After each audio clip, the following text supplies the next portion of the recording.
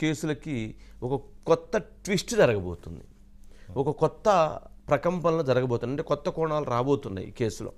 అవేంటి అంటే ఇప్పుడే అంటే 7:30 ప్రాంతంలో ముఖ్యమంత్రి జగన్మోహన్ రెడ్డి గారు ఢిల్లీలో ల్యాండ్ అయ్యారు. గన్నవరంలో ఎక్కేసి ఢిల్లీలో ల్యాండ్ అయిపోయారు. ఇప్పుడు ఢిల్లీలో రేపు ఉదయం 11 గంటలకి నరేంద్ర మోదీ గారితో వారికి సమావేశం ఉంది.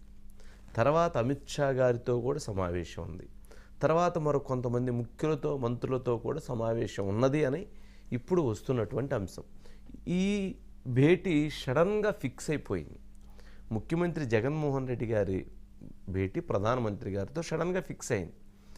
ఇప్పుడు ఆంధ్రప్రదేశ్ రాష్ట్రంలో ఉన్నటువంటి రాజకీయ పరిణామాలేంటి? రేపు అవినాష్ రెడ్డి గారి కేసుకు సంబంధించిన తీర్పు, అవినాష్ రెడ్డి గారి అరెస్టు, అవినాష్ రెడ్డి గారి విచారణ ఇవన్నీ ఉంటాయనేటువంటిది మొన్న సిబిఐ స్పష్టంగా చెప్పింది. ఆయన అరెస్ట్ చేస్తాము, ఆయన మీద మాకు పూర్తి ఆధారాలు ఉన్నాయి అని చెప్పారు. ఆయన అరెస్ట్ చేసేటువంటి క్రమంలో, ఆయన్ని కస్టడీలో తీసుకుంటారనేటువంటి క్రమంలో ఇప్పుడు ముఖ్యమంత్రి జగన్మోహన్ రెడ్డి గారు ఢిల్లీ వెళ్ళారు. అదేవిధంగా ఒకవైపు ఎక్సైజ్ స్కామ్ కేసులో ఎవరైతే తన ఎంపీ, ఎవరైతే ఒంగోలు ఎంపీ మాగుంట శ్రీనివాసులు రెడ్డి గారి పేరుతో రేపు 18వ తారీఖున ఆయన విచారణకు హాజరుకమ్మన్నారు. ఆయన రేపు విచారణకు హాజరైతే ఆయన అరెస్ట్ చేస్తారా లేకపోతే ఇంకో రోజు అరెస్ట్ చేస్తారా అనేటువంటిది ఒక టెన్షన్ వాతావరణం నిలబడుతూ ఉంది. మరోవైపు ఎవరైతే తన అన్న, ఎవరైతే మొన్న ఎన్నికల్లో 2019లో అన్నదమ్ముల వల్లే సహకరించుకొని ఇక్కడ ఇద్దరు అధికారంలోకి రావడానికి కారణమైనటువంటి కేసీఆర్ గారికి ఇప్పటికీ జగన్మోహన్ రెడ్డి గారికి మంచి ఆప్యాయత, అనురాగం ఉన్నది. సరే, రాష్ట్రాల విషయంలో లేదు, కానీ వ్యక్తిగతమైనటువంటి అంశాల విషయంలో వాళ్ళిద్దరి మధ్య సంబంధ బాంధవ్యాలు ఇంకా దృఢంగా బలంగానే ఉన్నాయనేటువంటిది వినిపిస్తుంది. మరి ఈ నేపథ్యంలో వారి కుమార్తె అయినటువంటి కవిత గారు రేపు 20వ తారీఖు అటెండ్ అయినా కానీ, ఏ రోజైనా కానీ తనను కూడా అరెస్ట్ చేయబోతున్నారనేటువంటి ప్రకంపనలు వస్తూ ఉన్నాయి. ఎవరెవరు? ఒకరు మాగుంట శ్రీనివాసులు గారు, 2 అవినాష్ రెడ్డి గారు, 3 కల్వకుంట్ల కవిత గారు.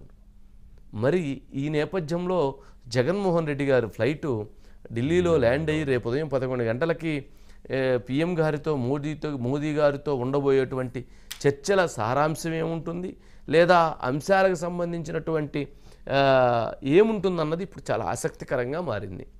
ఇక్కడే చాలా కీ పాయింట్ మనం అబ్జర్వ్ చేయాల్సింది. 28 రాష్ట్రాలని భారతదేశంలో ఉన్నటువంటి మోదీ గారిని చూసి 28 రాష్ట్రాలు భయపడతాయి. కానీ జగన్మోహన్ రెడ్డి గారిని చూసి కేంద్రం భయపడుతుంది. మరి అది ఎందుకో తెలియదు, కానీ వీరంటే వారికి విపరీతమైనటువంటి ఎఫెక్షన్, లవ్. మరి అది ఎందుకు అనంటే మనం చెప్పలేం. స్వయంగా కేంద్ర ఆర్థిక మంత్రి నిర్మలా సీతారామన్ గారు మోదీ గారికి దత్తపుత్రుడు జగన్మోహన్ రెడ్డి గారని చెప్పారు కదా. మరి అలాంటి దత్తపుత్రుడు అయినటువంటి జగన్మోహన్ రెడ్డి గారు ఇప్పుడు ఈ క్రియాశీలకమైనటువంటి కేసులు, అవినాష్ రెడ్డి కేసు, ఎక్సైజ్ కేసుకు సంబంధించి ఈ 2 కేసులని ఒక కీలకంగా అడుగులు వేయించటానికి, లేదా వాటి జరుగుతున్నటువంటి దర్యాప్తు తీరుని టర్న్ చేయటానికి ఆయన ఇప్పుడు అక్కడికి వెళ్ళారు అని మేధావుల అభిప్రాయం. మరి అక్కడికి వెళ్ళిన తరువాత అంటే ఆ కేసులని, అంటే దానికి మోదీ గారు ఎంతవరకు సహకరిస్తారా సహకరించరా అనేది పక్కన పెడితే, అలాగే అమిత్ షా గారు ఎంతవరకు అంటే ఎవరు ఏమన్నా కానీ అవునన్నా కాదన్నా ఒక అభిప్రాయం అయితే ఉన్నది. రాజు తలుసుకుంటే దెబ్బల కొరవ ఏమండి. అలాగే మరి మోదీ గారో లేదా అమిత్ షా గారో తలుసుకుంటే ఈ కేసుల్లో అరెస్టులు ఆపటం పెద్ద పని కాదు, అలాగే ఈ కేసుల్ని ఇంకో రకంగా టర్న్ చేయటం పెద్ద పని కాదు, మీడియా నోళ్లు నొక్కటం కూడా పెద్ద పని కాదు. ఏదైనా ఎలాగైనా ఏ విధంగానైనా ఏ రూట్లోనైనా ఇవన్నీ జరిగిపోయేటువంటి అంశాలే.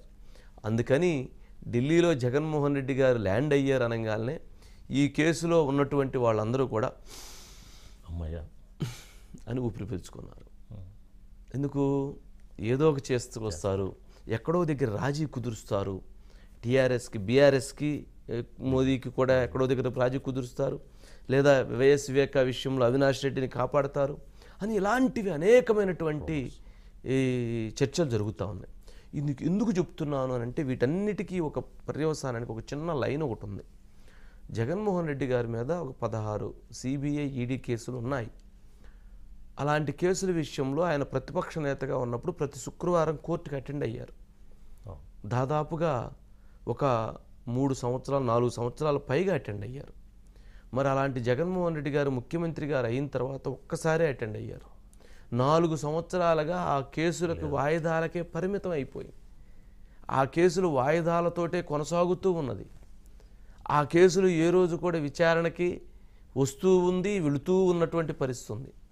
మరి ఇటువంటి నేపథ్యంలో వారికి ఉన్నటువంటి అంటే కేసులు వాయిదాలు న్యాయమూర్తి గారు ఇస్తున్నారు, దాన్ని మనం ఇంకో కోణం ఇట్లాగా ఇటువంటి అంత ఆలోచన తత్పరంతో జరుగుతున్నటువంటి పరిణామాలు ఉన్నాయి. కావున అది మంచిగా జరుగుతుందా, చెడుగా జరుగుతుందా, దాని అనేక ఆలోచనలు ఉన్నాయా, ఒత్తిళ్ళు ఉన్నాయా, లేదా సిస్టమ్ ప్రకారం జరుగుతుందా అనే దాన్ని పక్కన పెడితే ఇప్పుడు అక్కడికి వెళ్ళిన తర్వాత కూడా ఈ కేసుల విషయంలో కూడా తను ఒక ముఖ్య భూమిక పోషిస్తారు. ఒక స్టెప్ని అంటే కేసుల్లో ఒక స్టెప్ని సపోర్ట్ చేస్తారు, ఒక మారుస్తారు అన్నటువంటి ఒక విస్తృతమైనటువంటి ఢిల్లీ వర్గాల నుంచి చర్చలు ఉన్నాయి. అదేవిధంగా ఇంకొక ముఖ్యమైనటువంటి అంశం ఉంది.